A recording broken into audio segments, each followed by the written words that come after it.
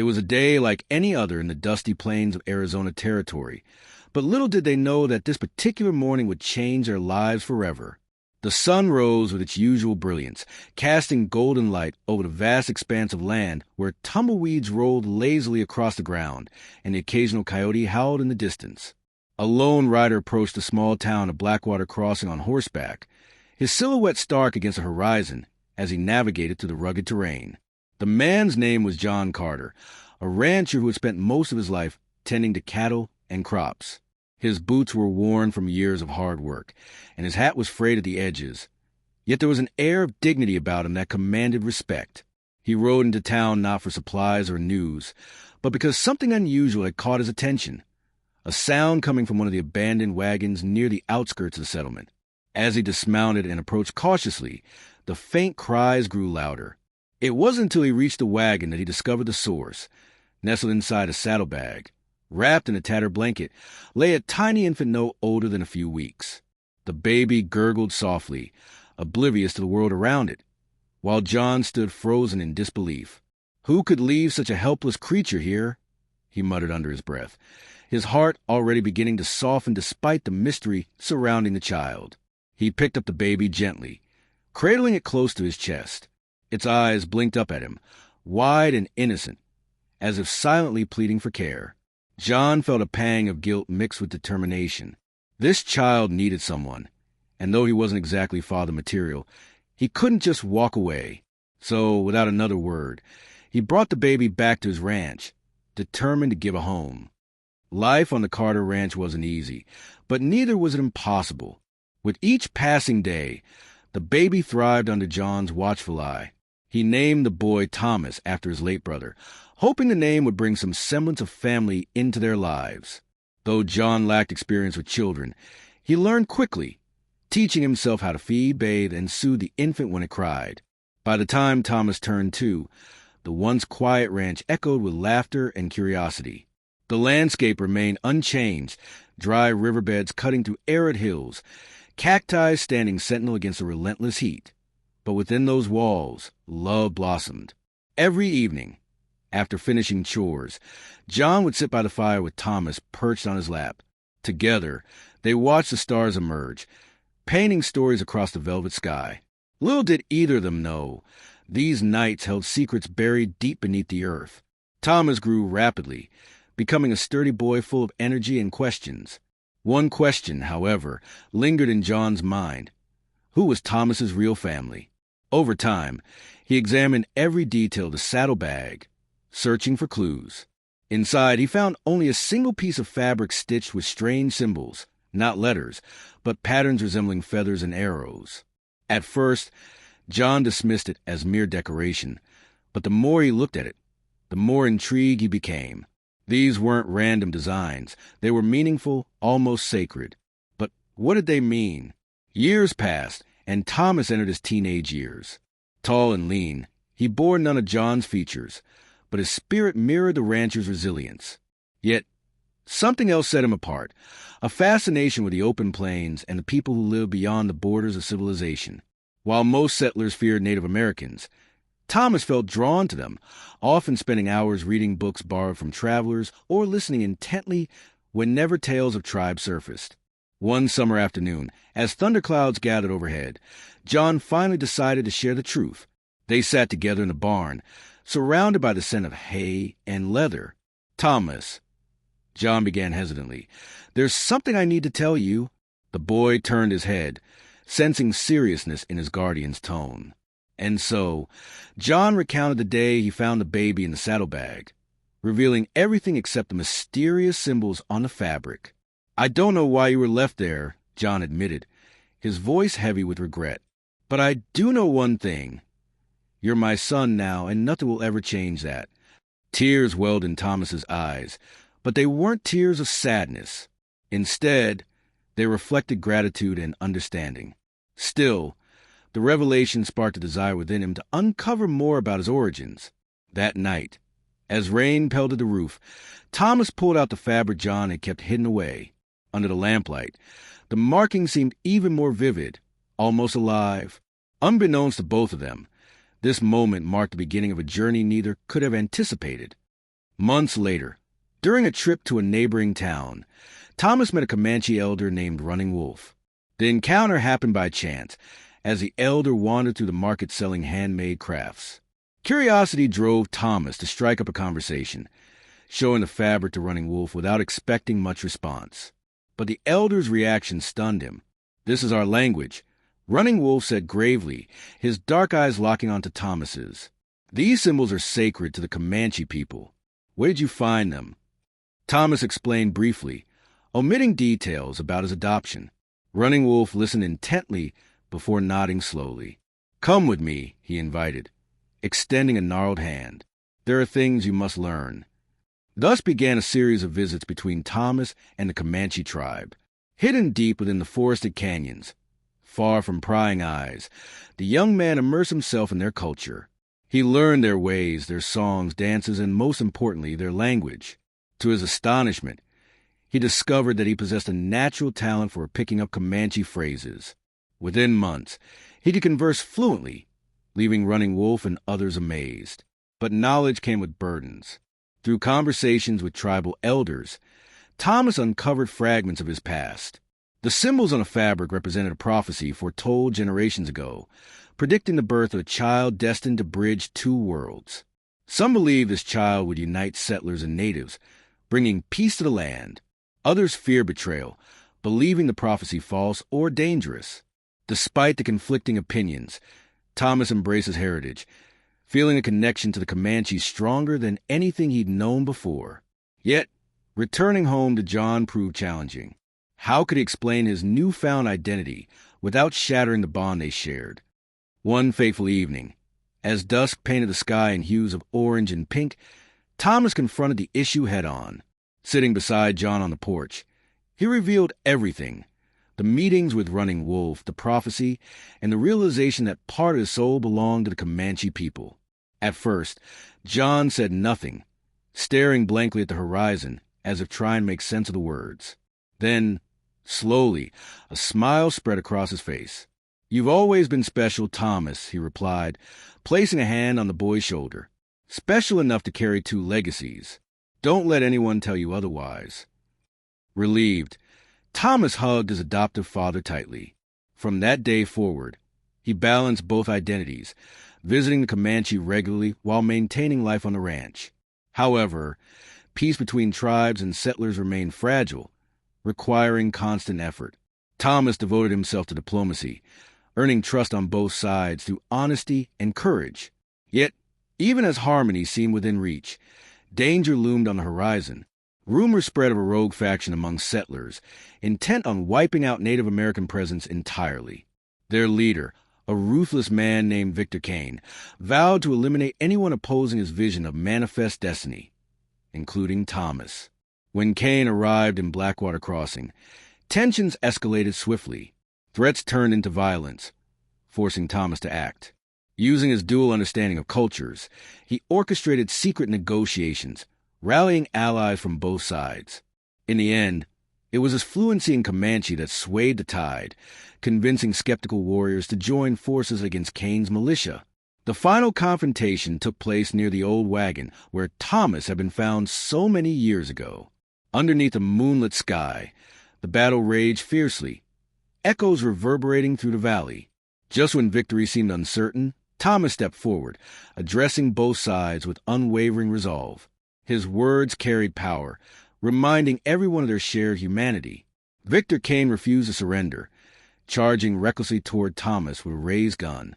But before he could pull the trigger, a bullet struck him down, not fired by Thomas, but by John, who had followed quietly throughout the ordeal.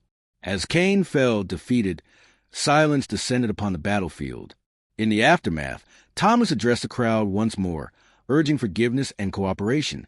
Though scars remained, hope bloomed anew. Little did they know, the prophecy fulfilled itself not through war, but through unity, a lesson etched deeply into the hearts of all present. And so, life returned to normal, or as close to normal as possible, for the residents of Blackwater Crossing. Thomas continued serving as a bridge between worlds, honored by both settlers and natives alike. Meanwhile, John watched proudly from the sidelines, content knowing he had raised a remarkable man.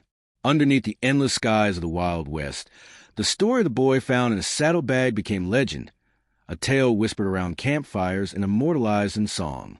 For some, it symbolized destiny. For others, perseverance. Regardless, it served as a reminder that sometimes the greatest mysteries lead us back to ourselves. The years that followed brought a profound transformation to the once quiet town of Blackwater Crossing. With Thomas now acting as a diplomat between the settlers and the Comanche, the region experienced an unprecedented period of peace. The winds of change swept through the dusty streets, carrying whispers of cooperation rather than conflict. Ranchers and Native American hunters began trading goods openly, their interactions marked by cautious respect rather than hostility. Yet beneath this fragile harmony lay shadows, reminders of old prejudices and hidden agendas that threatened to unravel everything Thomas had worked so hard to build. One morning, as dawn painted the horizon in fiery hues, John Carter stood on the Porcher's ranch, gazing out at the sprawling landscape. The air was crisp, carrying the faint scent of pine from a nearby forest. He leaned against a wooden railing, lost in thought. His hair had grown gray with age, but his eyes still held the same sharpness they always had. Beside him sat his rifle, a companion through countless trials, though it hadn't been fired in anger for many seasons now. "Pa!" came a voice behind him, breaking the silence. It was Thomas, stepping onto the porch with his usual calm demeanor. He wore his signature leather jacket, its surface scuffed from years of use, and a Comanche sash draped across his shoulder, a symbol of his dual heritage. "Morning, boy," John replied, turning slightly to meet his gaze. "You're up early." "I couldn't sleep," Thomas admitted, joining him at the railing. "There's something I've been meaning to tell you." John raised an eyebrow, sensing seriousness in his tone. "Go on." Thomas hesitated, his fingers tracing the edge of the railing. "Running Wolf visited me last night. He brought news about Victor Kane's followers. They haven't disbanded completely. They've gone underground, gathering support among those who still oppose the treaty." A flicker of anger passed over John's face, quickly replaced by concern. "Underground? That means trouble." "It does," Thomas confirmed, his jaw tightening. "But there's more.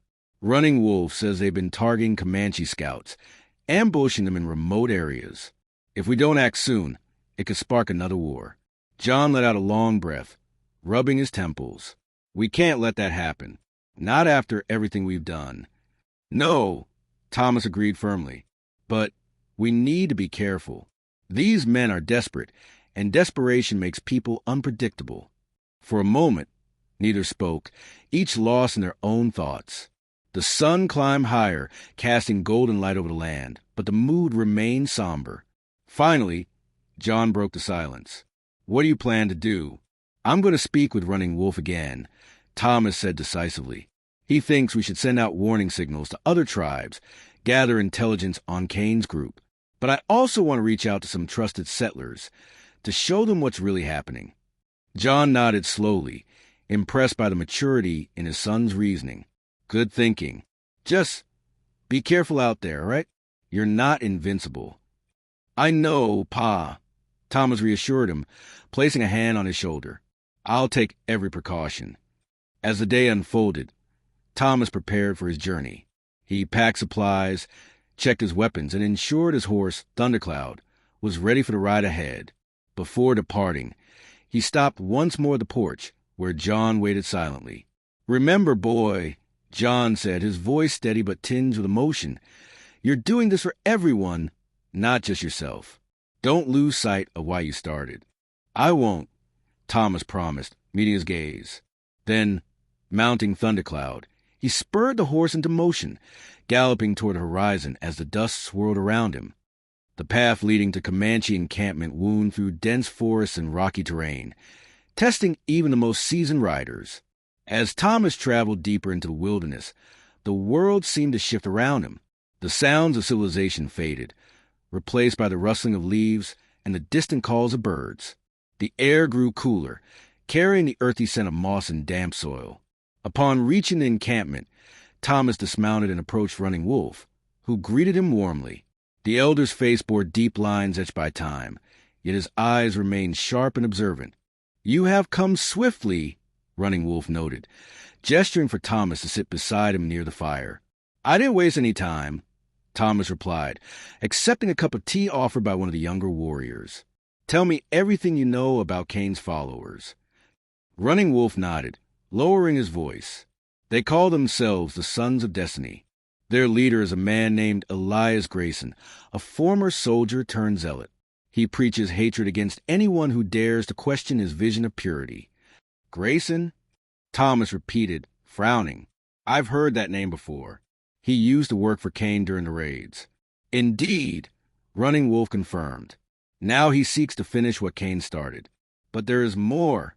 Some say he possesses knowledge of ancient rituals, dark magic passed down through generations of outcasts." Thomas stiffened at the mention of magic, unsure whether to dismiss it as superstition or consider it a genuine threat. "If he's using such tactics, then we're dealing with something far worse than mere bandits. That is why we must act swiftly," Running Wolf urged. "Gather allies, both within your people and ours. Unity is our greatest weapon." Over the next few days, Thomas embarked on a series of missions, traveling between settlements and tribal camps to rally support. Along the way, he encountered resistance, not from enemies, but from those who feared change. Many settlers clung to outdated beliefs, wary of trusting natives despite the evidence of peaceful coexistence. Similarly, some tribal elders questioned the wisdom of aligning too closely with outsiders. Despite these challenges, Thomas persevered, driven by a sense of duty and purpose.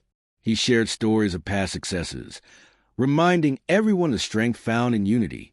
Slowly but surely, his efforts began to bear fruit. Warriors pledged their allegiance, while settlers volunteered information about Grayson's movements. Yet, as the network of allies expanded, so did the risks. One evening, while camping near a secluded stream, Thomas spotted movement in the trees. Instinctively, he drew his revolver, scanning the darkness for threats. Moments later, a figure emerged, a young woman dressed in plain clothing, her face obscured by shadows. "Who goes there?" Thomas demanded, keeping his weapon trained on her. The woman stepped forward cautiously, revealing herself to be Sarah Whitaker, a former schoolteacher from Blackwater Crossing. Her presence surprised Thomas, given her reputation as someone who avoided conflict at all costs. "Sarah?" he asked incredulously. "What are you doing here?" "I came to warn you," she said hurriedly, glancing over her shoulder. "Grayson knows about your plans. He's sending a team to ambush you near the Red Rock Pass." Thomas's heart sank at the revelation. How'd he find out? "I don't know," Sarah admitted guiltily. "But I suspect someone close to you is feeding him information." Betrayal. The word hung heavy in the air, striking fear into Thomas's chest. Could it be true? Was there a spy lurking among his trusted allies? Determined to uncover the truth, he thanked Sarah for her bravery and sent her back to safety, promising to protect her identity. Red Rock Pass loomed ahead, its jagged cliffs towering above the narrow trail. Knowing the danger awaiting him, Thomas devised a plan to turn the tables on Grayson's forces. Using his knowledge of the terrain, he positioned himself strategically, waiting patiently for the enemy to strike. When the ambush finally came, it was swift and brutal. Gunshots echoed to the canyon, rocks dislodging under the force of explosions.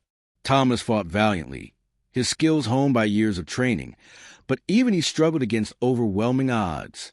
Just when defeat seemed inevitable, reinforcements arrived. Comanche warriors led by Running Wolf, joined by a group of settlers loyal to Thomas's cause. Together, they repelled the attackers, forcing Grayson's men into retreat.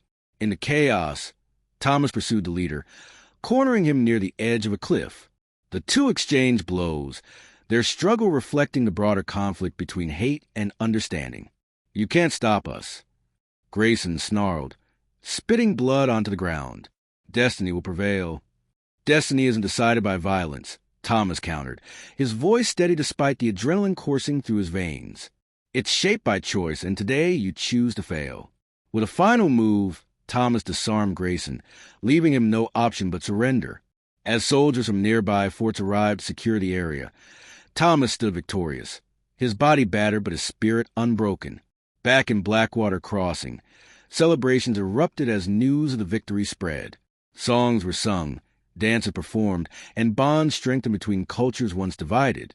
Through it all, Thomas remained humble, aware that the road to lasting peace would require constant vigilance. And so, life continued in the Wild West, a tapestry woven from threads of courage, sacrifice, and hope. Though challenges remained, the legacy of the boy found in the Saddlebag endured, inspiring generations to come. The victory at Red Rock Pass marked a turning point, but it was far from the end of Thomas's journey. As the dust settled and the echoes of gunfire faded into memory, he realized that peace was not merely the absence of conflict. It was an ongoing process requiring trust, understanding, and unwavering dedication. The scars of the past ran deep, and while the immediate threat of Grayson's Sons of Destiny had been neutralized, the underlying tensions between settlers and Native Americans remained ever present. In the weeks following the battle, Thomas spent much of his time traveling between settlements and tribal camps, reinforcing the fragile alliances he had helped forge. He listened to stories of loss and fear, offering words of comfort and reassurance wherever he went. Among the settlers, there were those who still harbored resentment toward the Comanche, unwilling to let go of old prejudices. Among the Comanche, some warriors doubted whether true coexistence with the settlers was even possible. Yet, through patience and perseverance, Thomas bridged these divides, reminding everyone of the shared future they could build together.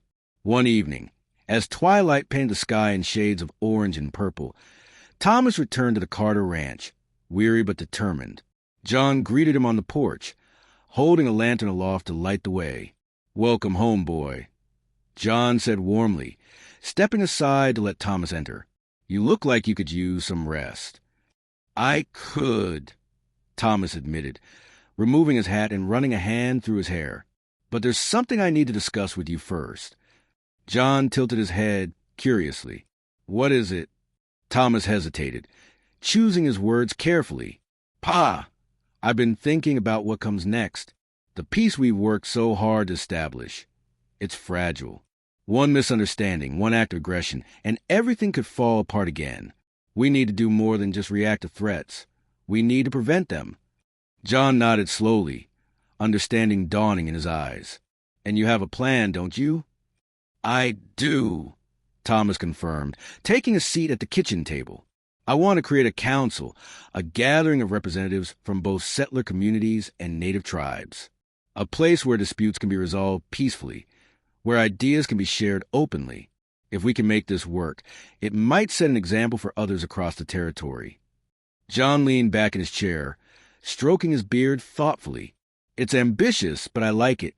Who would lead such a council?" "That's the tricky part," Thomas admitted. "It can't belong to either side completely. It needs to be neutral ground, somewhere no one feels threatened or excluded, and I think I should be the one to oversee it." A flicker of pride crossed John's face, though he masked it quickly with a stern expression. "You're volunteering yourself for a lot of responsibility. Thomas, are you sure you're ready for that?" "I'm not sure," Thomas confessed honestly, "but I believe in what we're trying to achieve. And if anyone can help me navigate this, it's you, Pa." John smiled faintly, clapping a hand on Thomas's shoulder. "Then count me in. Let's see what we can build." With John's support, Thomas began laying the groundwork for council. He chose a location midway between Blackwater Crossing and the Comanche encampment, a secluded valley surrounded by towering cliffs and lush greenery. The site offered natural beauty and isolation, ensuring privacy for discussions without fear of interruption. Over several months, Thomas worked tirelessly alongside carpenters and laborers from both sides, constructing a large wooden lodge that would serve as the council's meeting hall. As the structure neared completion, Thomas faced another challenge: convincing leaders from both settler towns and native tribes to participate.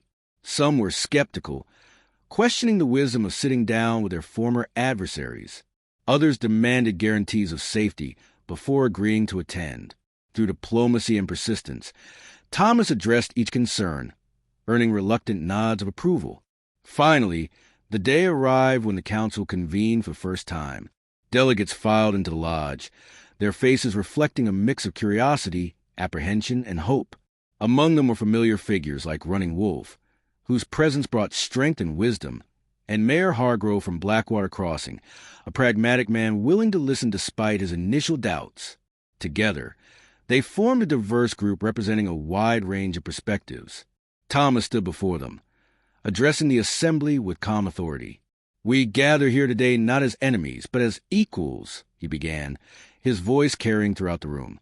"Our histories may divide us, but our futures depend on unity. This council exists to foster dialogue, resolve conflicts, and pave the way for lasting peace. Let us begin."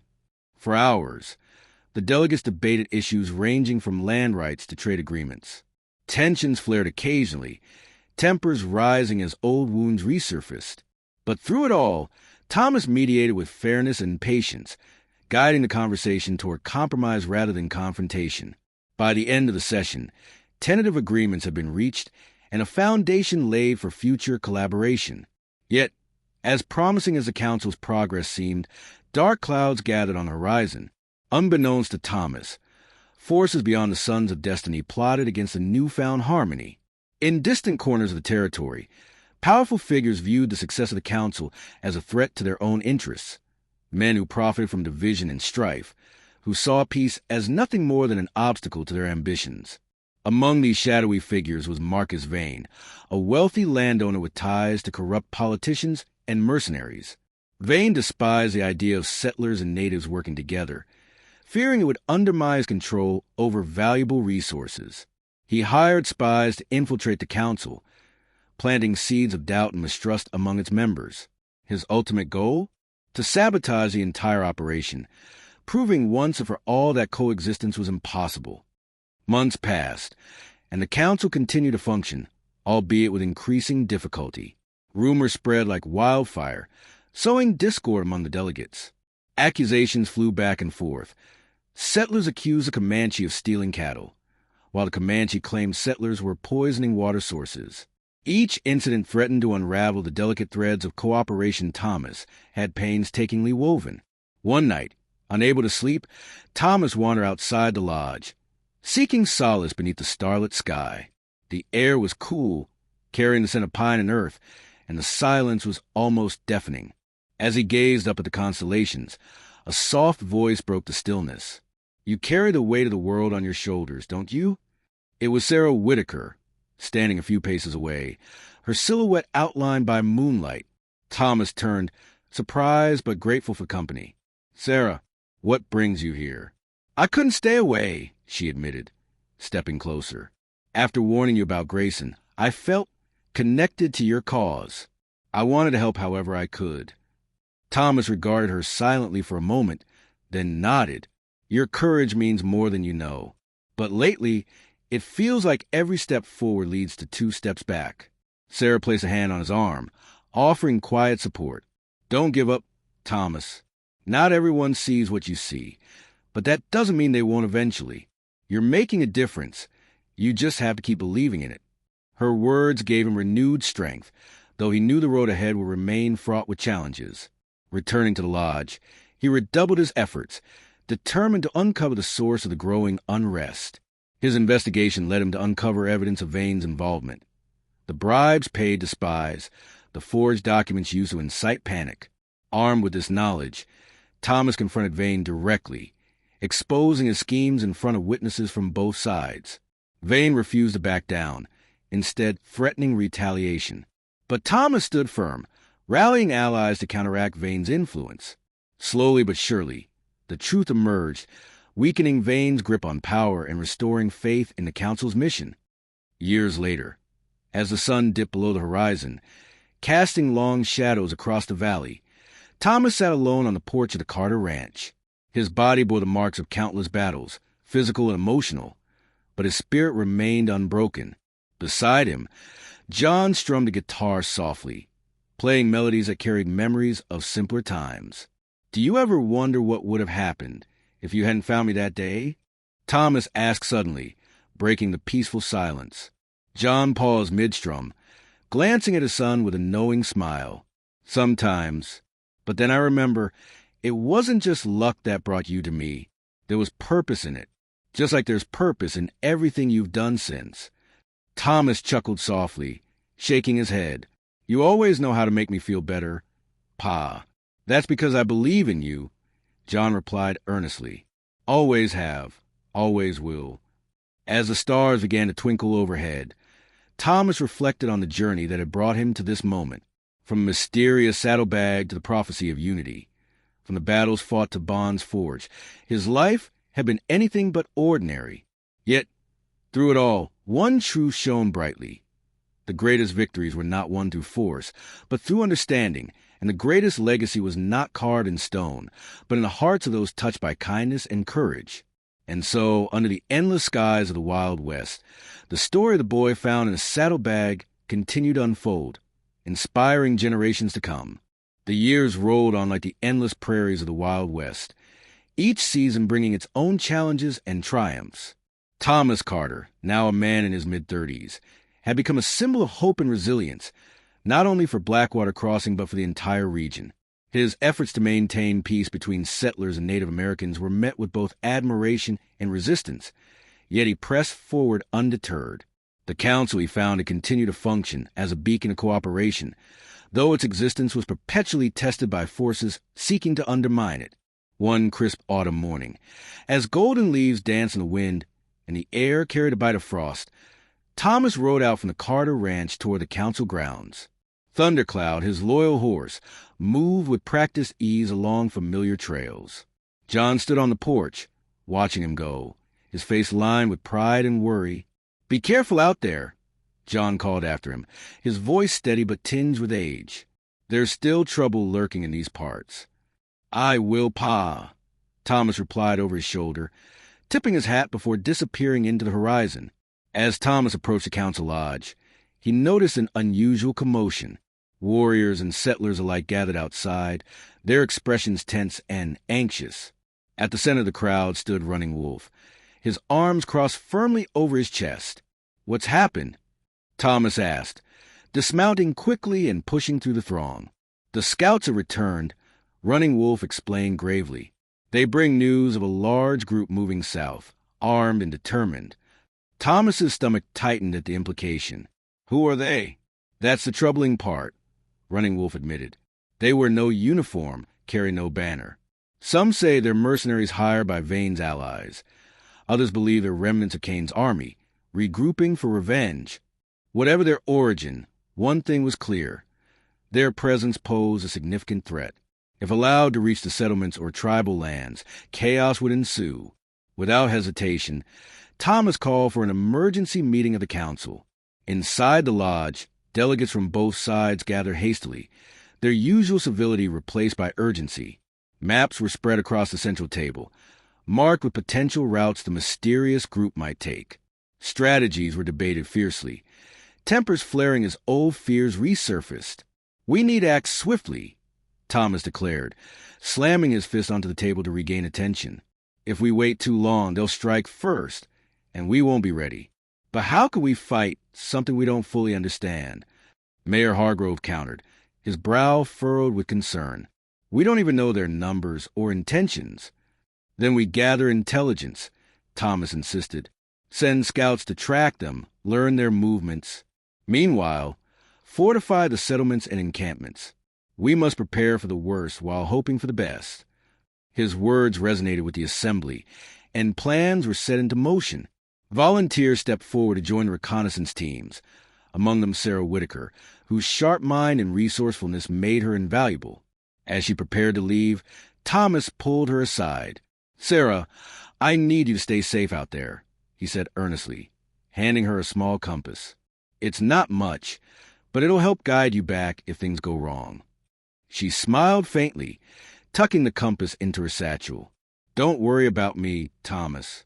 Worry about yourself. You're the one everyone looks to for strength right now." He nodded, knowing she spoke the truth. With every decision he made, the weight of responsibility pressed heavier upon his shoulders. Yet he refused to falter. For the sake of those who trusted him, and for the memory of those who had fallen defending this fragile peace, he would see this crisis through. Days turned into nights as the scouts ventured deeper into enemy territory.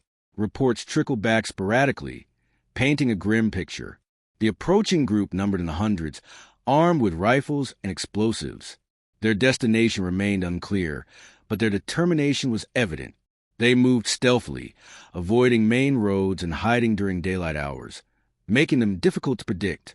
Back at the council grounds, Thomas worked tirelessly alongside Running Wolf and other leaders to devise a counter-strategy. Food supplies were stockpiled, defensive positions reinforced, and communication lines established between scattered communities. Yet, despite their preparations, uncertainty loomed large. Could they truly withstand such an assault? One evening, as the firelight flickered against the walls of the lodge, Thomas found himself alone with Running Wolf. The elder sat cross-legged on the floor, carving intricate designs into a piece of wood, a practice he often used to focus his thoughts. Running Wolf, Thomas began hesitantly, "Do you ever doubt whether what we're doing is enough?" The elder paused his work, looking up with eyes that seemed to pierce through time itself. "Doubt is natural, my friend, but it does not define us. What matters is what we do when faced with uncertainty. Do we retreat or do we stand firm?" "I choose to stand firm," Thomas affirmed, straightening his posture. "But I fear perhaps I'm asking too much of people. Sacrifices have already been made, lives lost, homes destroyed. Is it fair to demand more?" Running Wolf chuckled softly, setting aside his carving. "Fairness has little place in war, Thomas. What drives us is not fairness, but necessity. And sometimes necessity demands extraordinary courage." His words lingered in the air, sinking deep into Thomas's heart. From that moment forward, he resolved to lead not just with strategy, but with compassion.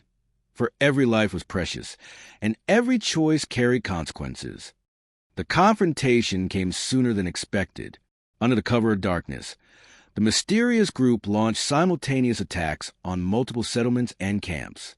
Gunfire erupted, lighting up the night sky as defenders scrambled to respond. Thomas rode hard, coordinating efforts across vast distances, ensuring reinforcements reached the most vulnerable points. At one settlement, he arrived just in time to rally the townsfolk, organizing makeshift barricades and distributing weapons. Among them was Mayor Hargrove, whose usual composure had given way to panic. "Hold your ground," Thomas shouted, standing tall amidst the chaos. "They may outnumber us, but we know this land better than they ever will." Inspired by his resolve, the settlers fought valiantly, turning back the initial wave of attackers. Meanwhile, Comanche warriors ambushed another faction near the riverbanks, using their superior knowledge of terrain to outmaneuver the enemy. Running Wolf led the charge personally, his voice rising above the din of battle as he urged his people forward. Yet, even as victories were claimed in isolated skirmishes, the overall situation grew dire. The attackers possessed advanced weaponry, including cannons capable of leveling structures with a single shot. It became apparent that brute force alone would not suffice. They needed a plan to neutralize the threat entirely. That plan came from an unexpected source: Sarah Whitaker. Having infiltrated the enemy camp under the guise of a captured scout, she discovered crucial information. Their leader operated from a hidden base nestled within a canyon system far to the north. Armed with this knowledge, Thomas devised a daring raid to eliminate the command structure, cutting off the head of the serpent. Gathering a select group of trusted allies, including Running Wolf and several skilled marksmen, Thomas embarked on a perilous mission. The journey required traversing treacherous terrain by moonlight, avoiding detection at every turn. When they finally reached the canyon, they encountered heavy defenses, but also signs of discord among the ranks. Whispers of mutiny suggested internal divisions, providing a glimmer of hope. Using guerrilla tactics honed through years of experience, the team struck swiftly and decisively. Explosives disabled key positions, while precise shots took out sentries without raising alarm. By dawn, they had breached the central compound, confronting the self-proclaimed general who led the operation. "You fools think you can stop progress?" the man sneered, brandishing a revolver. "This land belongs to those strong enough to claim it." "Strength isn't measured by destruction," Thomas retorted coolly, disarming him with ease.